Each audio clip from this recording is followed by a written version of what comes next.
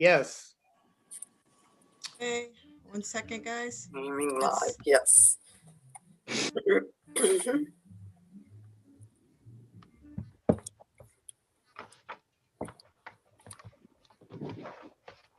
I saw Sheldon come in. So Yes. we do now have a quorum.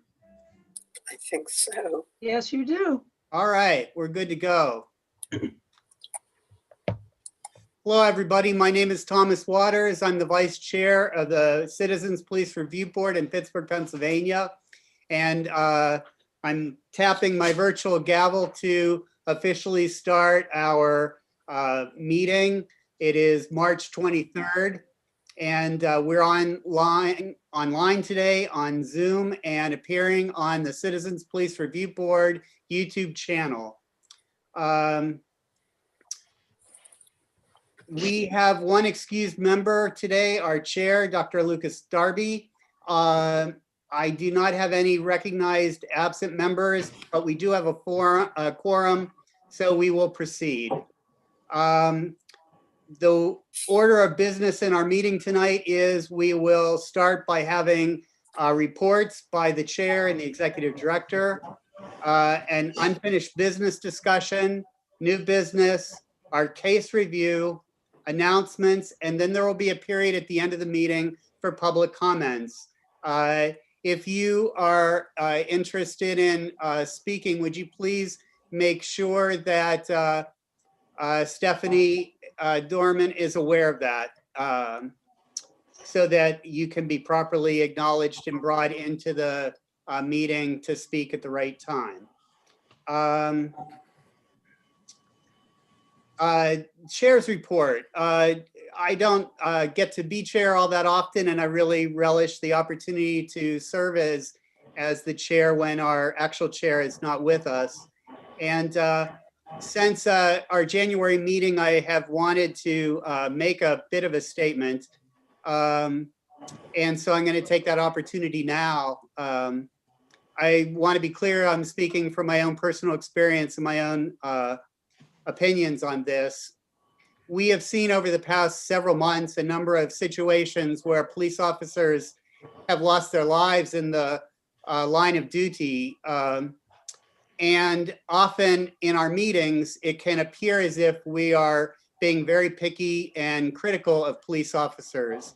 And that being critical and picky can seem at odds with the fact that officers place their lives in danger every day that they work.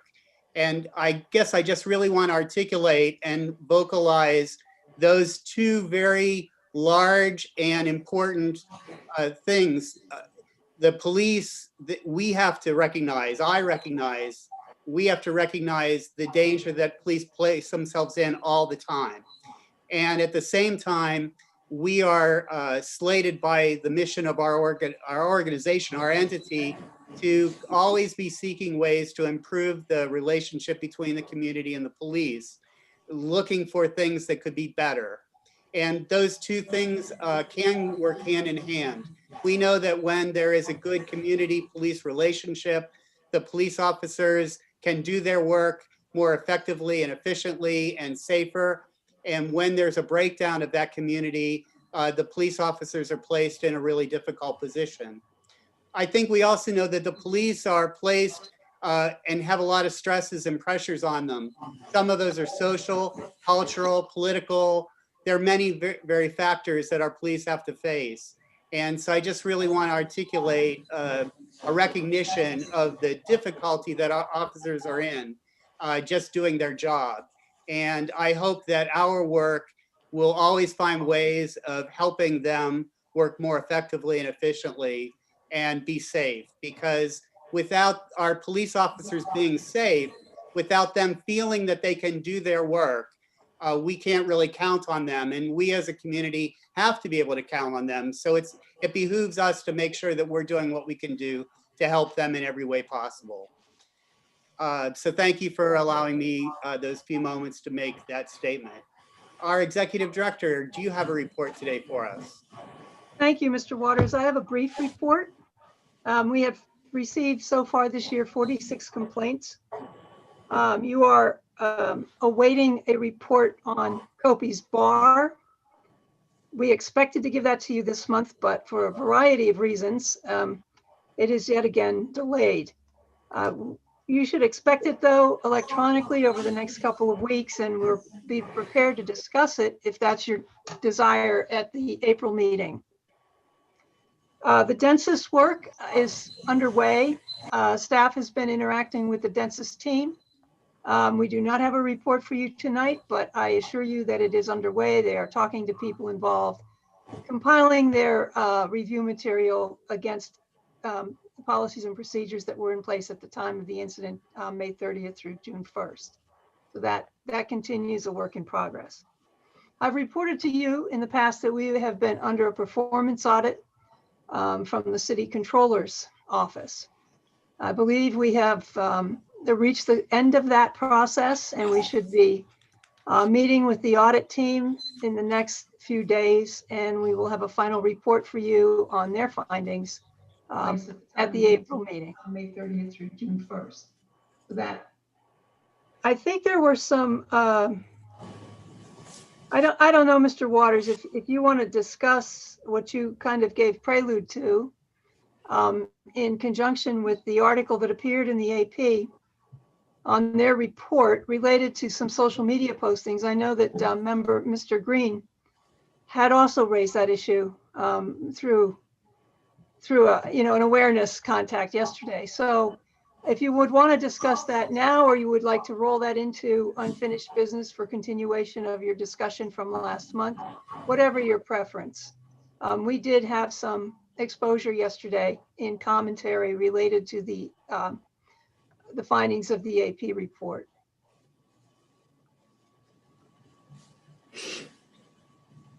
My personal opinion would be that we may want to discuss that under unfinished business as we continue our discussion from the last meeting.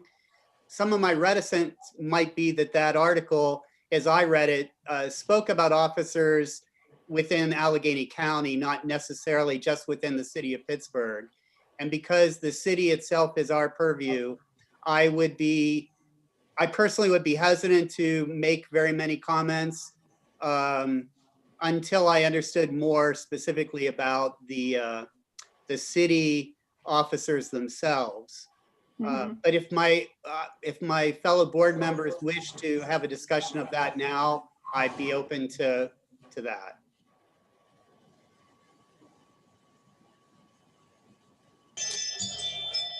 Hey, I'm sorry, Go ahead, Sheldon. Mr. Waters, I'm in total agreement with you as well. And, that to make it transparent so that this board knows, but I'm a member in that police break room as well.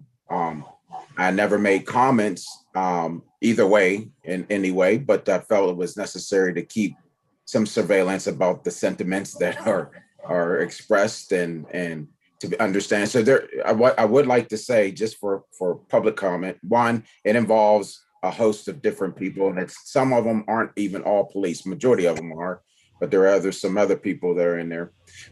And it involves the region. And secondly, there are a lot of people who were part of that didn't have those negative and comments. So I'm not qualifying it at all. I'm letting you know that keeps me heavily involved in the work that we do because of some of the things that are expressed. And so I just wanted that there was a point of transparency, but also the comment that it involves other people as well. So I'm right in agreement with you. Thank you very much for that disclosure and your comments. If that's the case, then I have concluded my report, Mr. Waters. Thank you. Thank you. Under unfinished business, I would like to bring back up a discussion that we began last month at our meeting. The notes of that appear, I didn't do something I was supposed to do. Stop for a second. I'd like to call for a motion to approve the meetings from the February 23rd meeting. Is there a motion to approve those minutes? So moved. It's been moved and properly seconded. Is there any discussion? Hearing none, all those in favor say aye. Aye. Aye. Opposed? All right, thank you. I was about to refer to page 4 of the minutes from the last meeting. It's page 4 of 12. If my board members want to try to pull that up quickly, they give you a few seconds.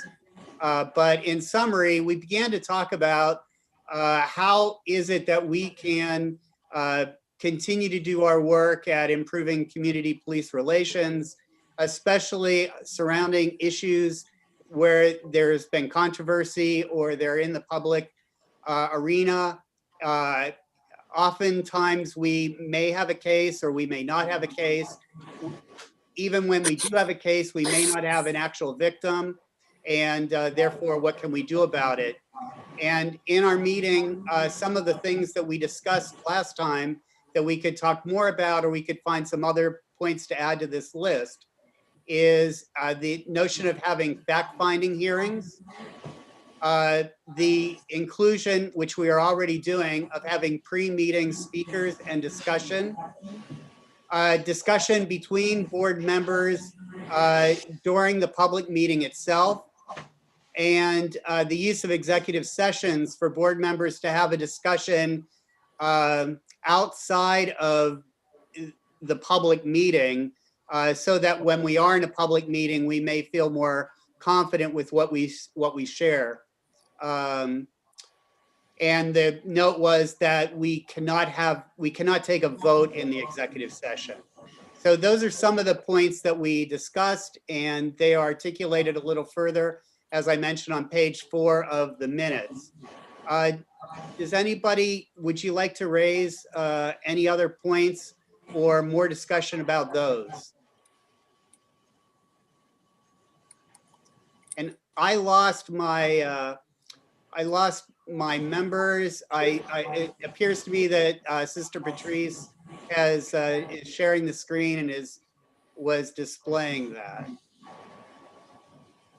Now I see you all. Okay.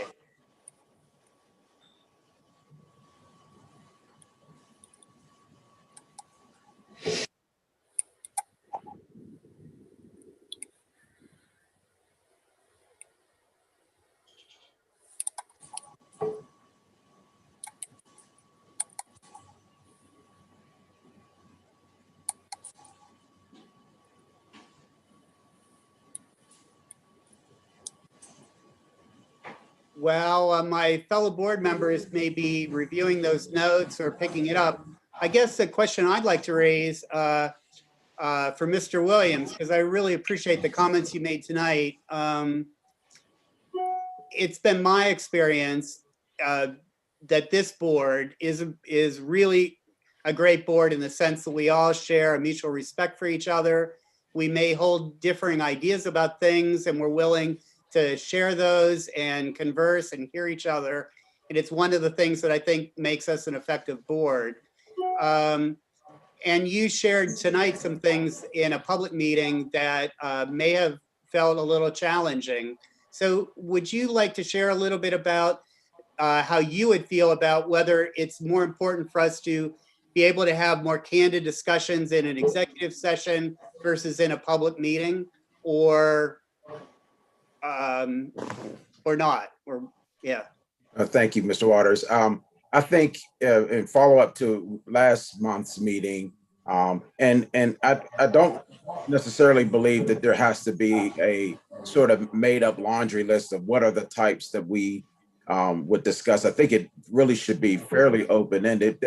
But it's one that either will cause can be somewhat controversial, or where there could raise a lot of questions around whether it's conduct or policy. And even if we don't have, I appreciate Ms. McClellan's comments about not having a victim and bringing a case. And I want to reiterate that wasn't it. We don't want to make something materialize so that we have executive action.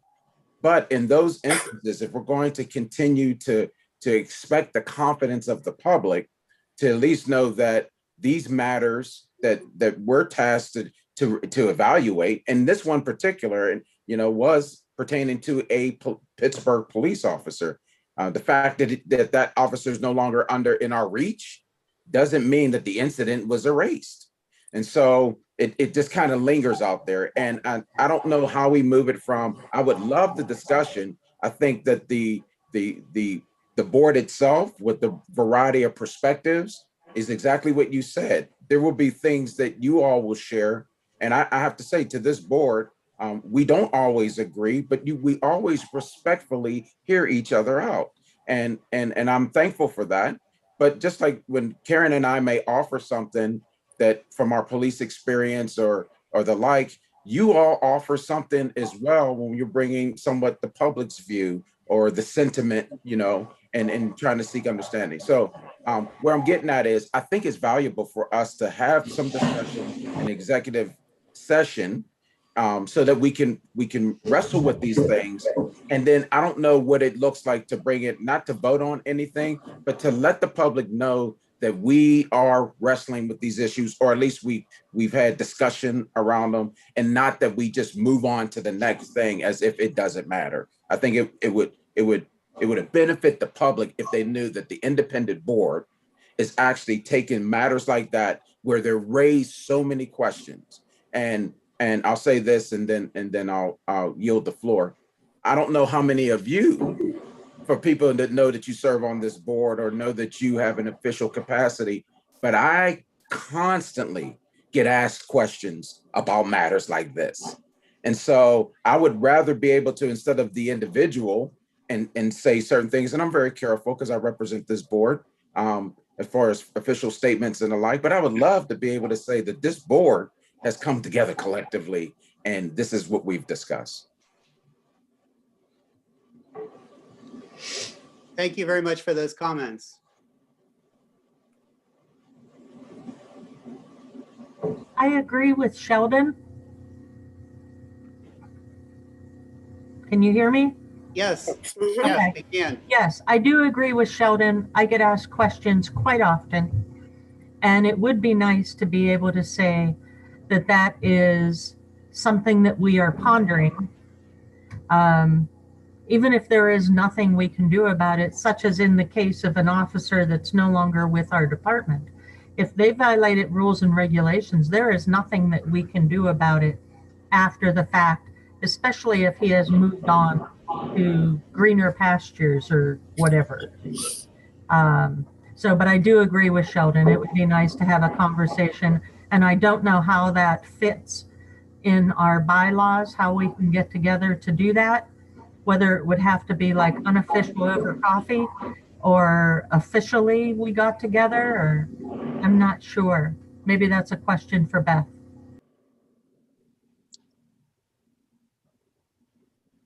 Thank you, Karen. Either Beth or Mr. Ward, I think the question is, how can we as a board convene and have dialogue?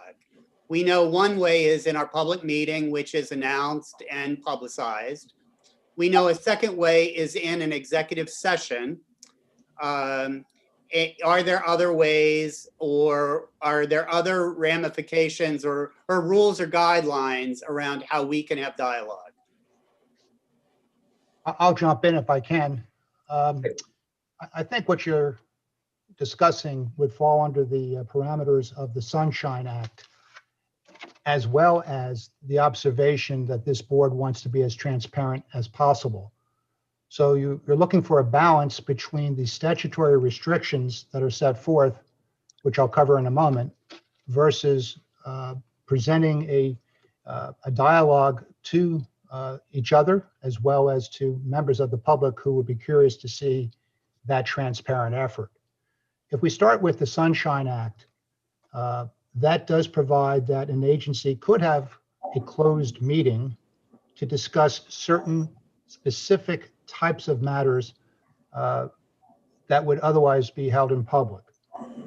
That's controlled by Section 708 of the Sunshine Act, which sets forth 7 types of categories, which I'll summarize quickly. First would be discussing personnel matters. And in my mind, there's a question there as to whether the personnel matter pertaining to a police officer under investigation would fit under that that enumerated factor, I think, is questionable. I think it's more intended to focus on, in this case, let's say the internal staff of the CPRB. The second would pertain to the negotiation of a collective bargaining agreement, which is an interesting issue, but that's not directly before us. The third would be considering the purchase or lease of property. The fourth would be consulting with me as your solicitor to discuss active or pending litigation, such as, for example, the civil action pending in the federal court for the Copies Bar incident. The fifth, and this may be the one area of statutory relevance for this board, provides that the agency can have a closed meeting to discuss agency business, which, if it were conducted in public, would violate a lawful privilege or lead to the disclosure of information or confidentiality protected by law. I mentioned that and I paused there because of CREA considerations with respect to certain criminal record history information that cannot be publicly discussed. The sixth statutory provision pertains to certain academic matters, but that's mostly limited to institutions of higher education. And the seventh is to discuss certain public safety issues if disclosure of the information discussed would be reasonably likely to jeopardize or threaten public safety or preparedness or public protection. So that might go, for example, to certain strategies or policies that are not public regarding how the police would act to protect the safety of the public. There is some case law which I think might be more helpful. And this is an opinion from 2013 that provides that closed gatherings may also be upheld if they're solely for the purpose of collecting information or educating agency members about an issue. In that case, there were some township supervisors that had 4 closed door meetings. They were found to have not violated the Sunshine Act because those meetings were held for informational purposes only and did not involve deliberations. That's what triggered my comment at the last board meeting that this group had a quorum and had joined for the purpose, the best of intentions, to obtain certain information, but then deliberated and then took action behind closed doors, that would be a violation of the Sunshine Act. So that's one half of the analysis. That's the statutory side. The other side, as raised by Mr. Williams, the need for transparency. And I can see that there are sometimes, sort of like making sausage, you may not want to know how it's done, but at the end it tastes good. I think this board has taken on the responsibility to share its sentiments publicly, including those areas over the past year where there may have been disagreements. Each person is treated with respect, and decisions are made, votes are taken publicly, and the board moves on. So I find that as a balance for this board to determine whether the types of actions that we would want to discuss in a closed meeting or executive session are worthwhile, running the risk that an allegation would be that you're less transparent or that you did things behind the closed doors that violated the Sunshine Act. So that's a quick analysis and combination of statute plus public policy. And I just wanted to bring you up to speed. F, did I cover everything? Yes. Thank you. Okay. Mr. Green, I see you had your hand up. Yes, thank you. Can everyone hear me? Yes. Okay. First, thanks, Mr. Waters, for surfacing this, Mr. Waters and Mr. Williams. Second, thank you, Mr. Wolf, for that quick analysis. I appreciate it. I found it remarkably helpful given its brevity. I didn't know attorneys could be both lucid and brief. Well done, sir. But with that said, I'm wondering, well, first of all,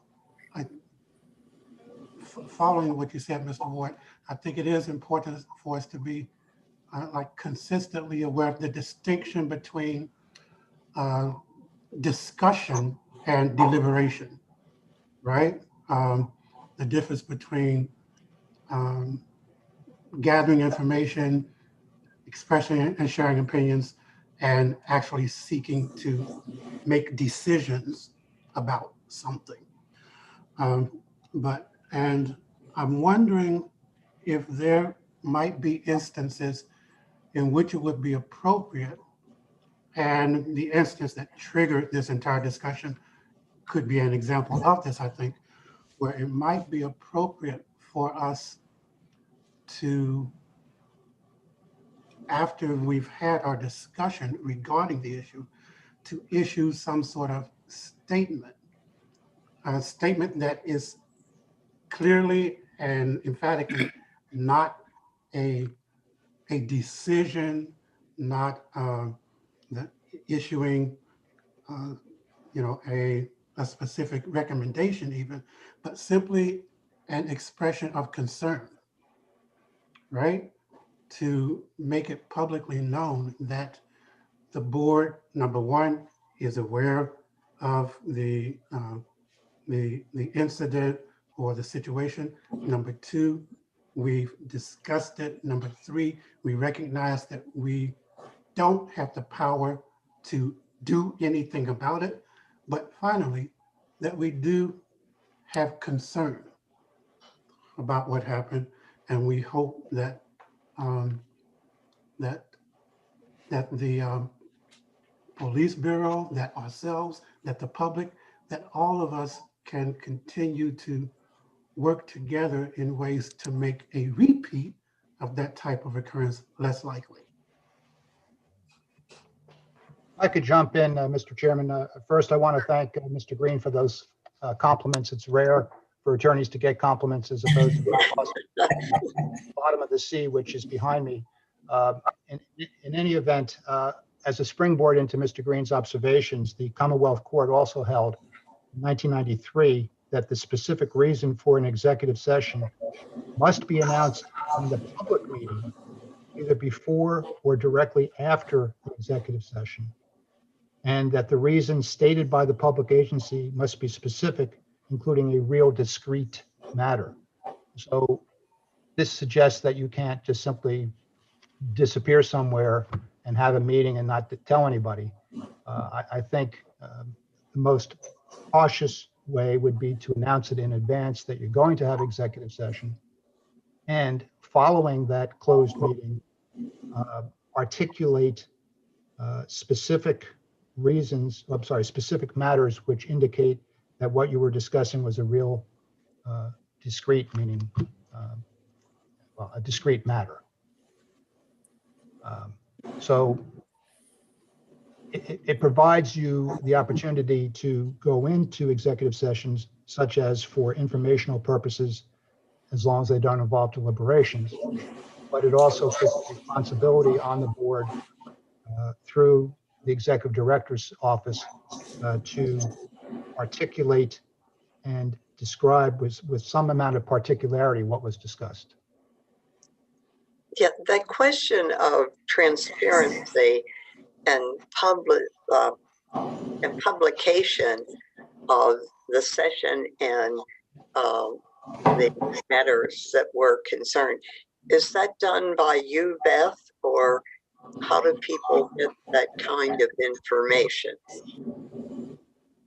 Typically, the chair of the meeting, the public meeting following the executive session, announces that it was held and what the nature of it was, what the nature of that session was.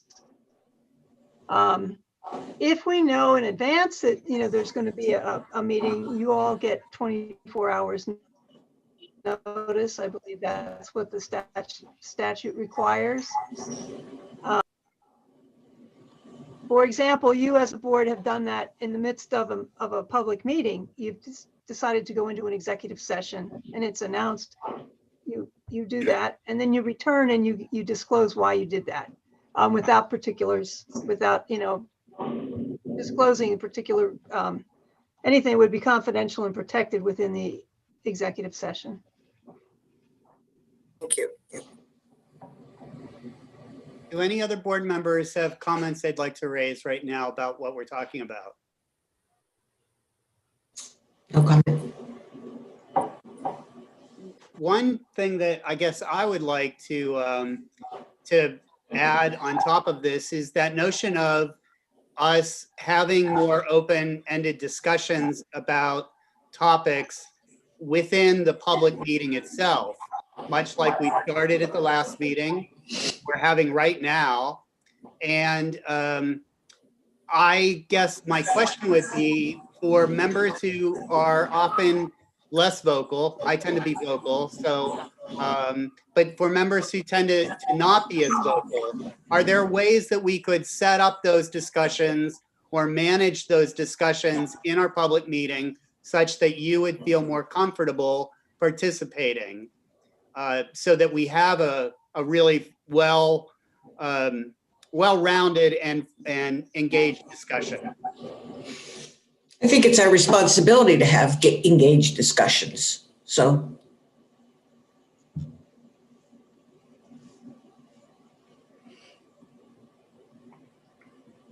And I agree with Dr. Garcia. Pardon? I guess sorry. I agree with, Okay. yeah. No, I think everyone expresses their thoughts, reactions. So, I don't think there's any concern here that people are holding back. I think everyone tries to be as engaged and also to be as prepared as possible by reading what we receive before the meeting and also the minutes after. I think it's like Tom said, this is a very engaged group we have here, and the variety really stimulates the discussions.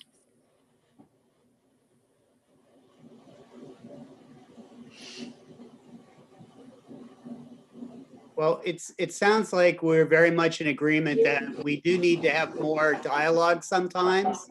And I would then ask any board member, if we start to have just a discussion outside of case review about issues, that if anybody feels like it isn't something that we can discuss in public, that they would then raise the question, should we go into an executive session?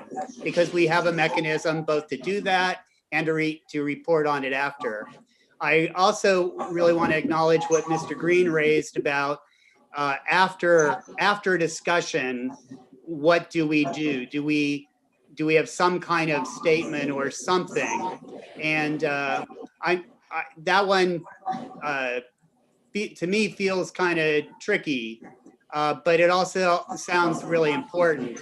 So I was really pleased to see our discussion at the last meeting so well laid out in the minutes. And I wonder if the making of the minutes or that section of the minutes so public is one step in that direction. But I think that might be something we could discuss more. I don't want to slow us down from the rest of our meeting tonight to get too hung up on that point, but that's a point that I think is worth more deliberation and more sharing about. The other issue I guess I'd like to raise that we brought up, in fact, our executive director raised the question of fact-finding hearings. Beth, could you say a little bit more about how would you define a fact-finding meeting? Well, I suppose technically we could say your public hearings are for the purpose of finding facts, but they are directed towards reaching a conclusion and a determination of whether or not there was misconduct. I was thinking about an investigative hearing, which would be similar to, I suppose, a preliminary hearing or a probable cause hearing. it would occur prior to an investigation. And it would be the purpose of you determining as a board or your panel, whoever's acting in your stead, to determine if there is probable cause to go forward in a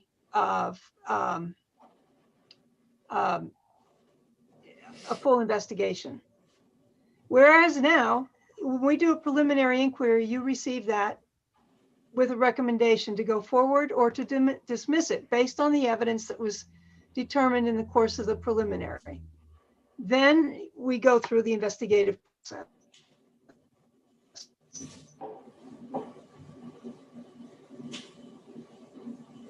Thank you. Do I have board members have comments about that? This would be in lieu of, Sorry. and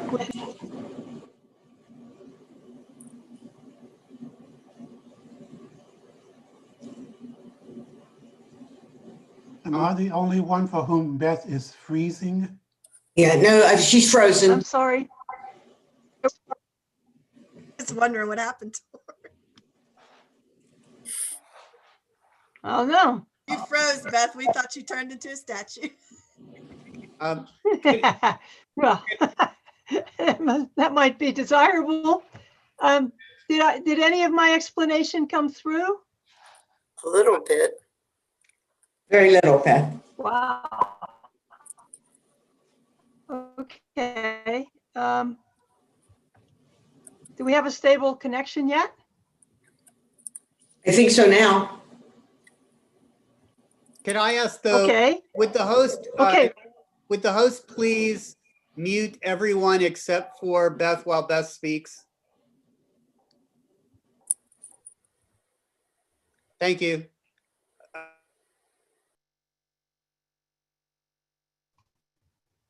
Okay. Is that better? So essentially, what I was recommending would be a part of the preliminary inquiry process. The rules call for that to occur within the first 10 days of receipt of a complaint. And then it comes to you at your next meeting with a recommendation, either to go forward or to dismiss it. And you make the final decision on all of those things. But because of the 10-day period, back in 2003, the board delegated to the executive director that probable cause finding, but it was never a terminal, it didn't end the case. It always comes to you. What I'm thinking is perhaps we build in for some cases, not necessarily all of them, but a hearing that would go along with the finding of cause to go forward. That would be in advance of the determination or investigation. It would just be, here, this is what we know. And if you want to bring somebody in, you can bring them in. They can testify. You can evaluate their credibility, and then you can determine to go forward or to dismiss it. It might be a means by which you can take notice of a high visible controversial incident that occurs. We would still need a sworn statement. And as you know, sometimes people don't come forward in those instances, which is why I file a sworn statement so that you have the authority to investigate. And we could continue to do it in that fashion, except with you having that hearing like a grand jury would have. That's sort of the parallel. I think, Mr. Ward, that's the kind of process I'm describing. So that the movement of a case would be subsequent to a investigatory hearing conducted by board members. Yeah, either a preliminary hearing in state court or a grand jury investigation in federal court basically tries to focus in criminal cases on two things. Was an offense committed, and is there probable cause to believe that the offense that was committed by this particular person? The probable cause component presently in this board's jurisdiction has been delegated close to 20 years ago to the executive director to keep things moving and to recognize that sometimes it's difficult to get all the board members or even a panel of the board members to participate in the probable cause level. The only issue I would have, and I heard Beth capture that concern, is that it would not apply to all future cases, but only to some. And from that, I assume it would be either the high profile or those cases which may not be high profile, but trigger issues of policy concern.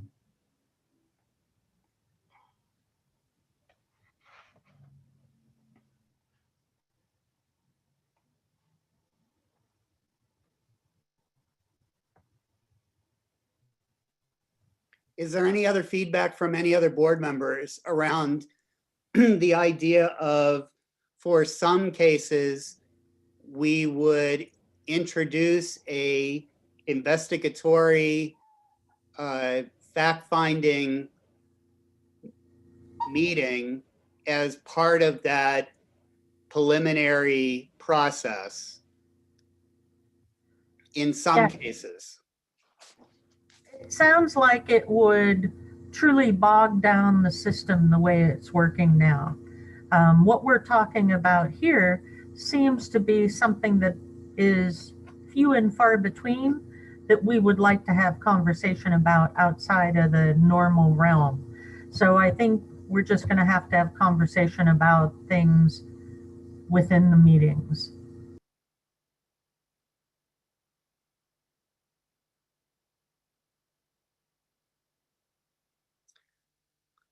Thank you. Are there other comments?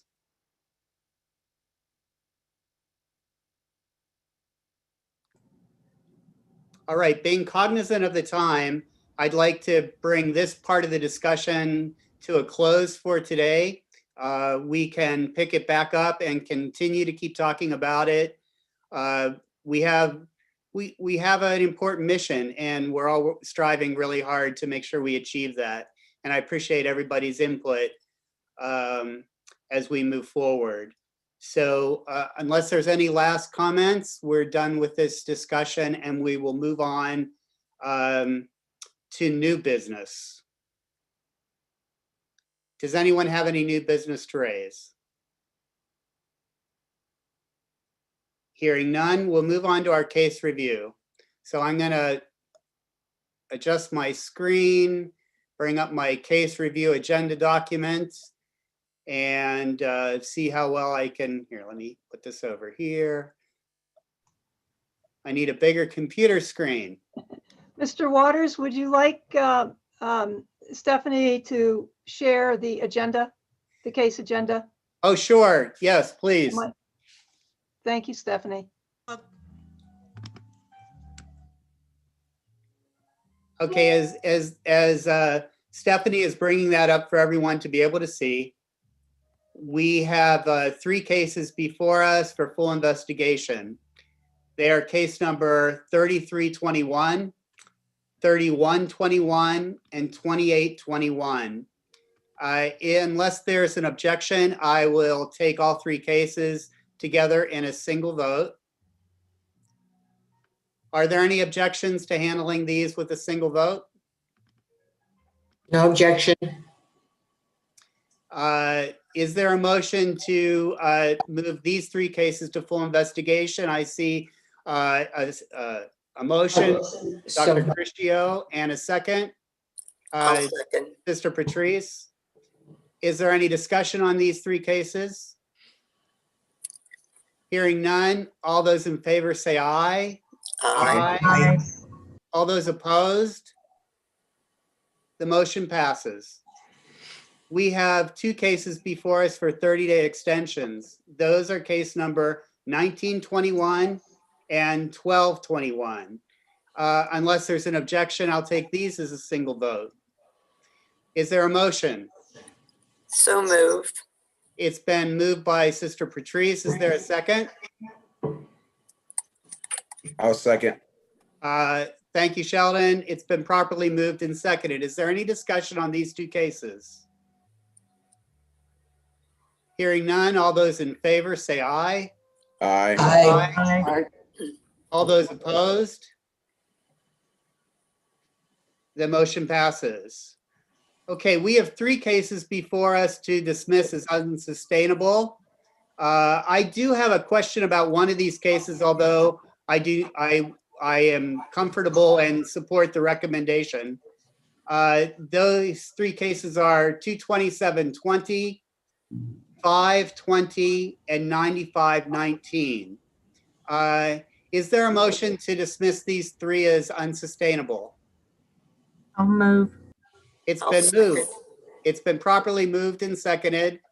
I do have some discussion or a question, I guess, about case 520. The rationale, which you can see in front of you on the screen, simply states that we cannot prove that the person was pulled over under false pretenses. But there are actually 7 allegations that were raised in this case. And I guess I'm wondering about how all seven of those, how did they play into this case? And I guess the other question I have about this is the individual had on their body a scale. And I would ask, maybe our former police members could speak to, is it against the law to carry a scale? So those are my questions about this case. I'll be glad to chime in. As far as just the possession of a scale, no, it is not illegal to just have a scale. But if there are other supportive evidentiary things that kind of raise a reasonable suspicion on the part of the officer, then they will continue their investigatory stop to see if there is other items that would amount to some criminal behavior. So if there were other, there were other items that in totality could suggest that that scale was part of some other criminal event, then it becomes applicable. Simple possession of it. And that is very much wisdom, Mr. Waters, that there can't be assumptions when items like that, no matter how odd they may seem, for individuals to possess such items. But I mean, people weigh food. And so to suggest that it was used in a criminal intent would not be fair. But I would say that officer would need to be able to articulate what are those other items that in the totality of all that, one could reasonably assume or reasonably suggest that these are all parts of a criminal event, and then they would go forward to make their arrest following those statutes. So simple possession, no. Long answer, but simple possession, no. Thank you very much. Is there any other discussion? Hearing none, is there a motion, or we already had a motion and a second. All those in favor of dismissing these cases as unsustainable, please say aye. Aye. Aye. All those opposed? The motion passes. We have 5 cases before us to place into suspension. Those are case number 25220, 24720, 22520, 19220, and 15020. Is there a motion to place these 5 cases into suspension? I'll move. It's been moved. Is there a second? I'll second. It's been properly moved and seconded. Is there any discussion on these 5 cases? Hearing none, all those in favor of suspending these 5 cases say aye. Aye. All those opposed? The motion passes. We do have 10 cases that are continuing suspension. They are listed there before us. I have some concern about this list getting longer and longer, and I appreciate the work of the staff, our investigators, and our executive director and other staff at doing what you can do to make sure we're handling these cases as quickly as we possibly can. This concludes the case review for the evening. The last portion of our 2 last pieces of our meeting. The first is our announcements. Our next regular meeting is at 6 p.m. on Tuesday, April 27th It will also be via Zoom, just like this meeting. Are there any other announcements that I don't have in front of me on the agenda? Excuse me, Tom, did we take a vote on that last group of 10? I don't recall that. Oh, no, we don't have a vote on. I don't think we usually have a vote on the remaining in suspension. All right, fine, thank you. Any other announcements that I'm missing? All right. I'd like to open the meeting now for public comments. Do we have any speakers who have presented to you that they would like to speak to the meeting and should be recognized?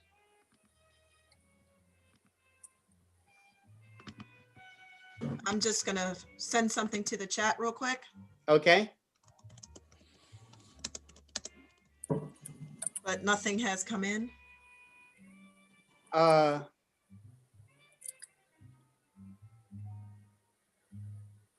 Nope, nothing's come in.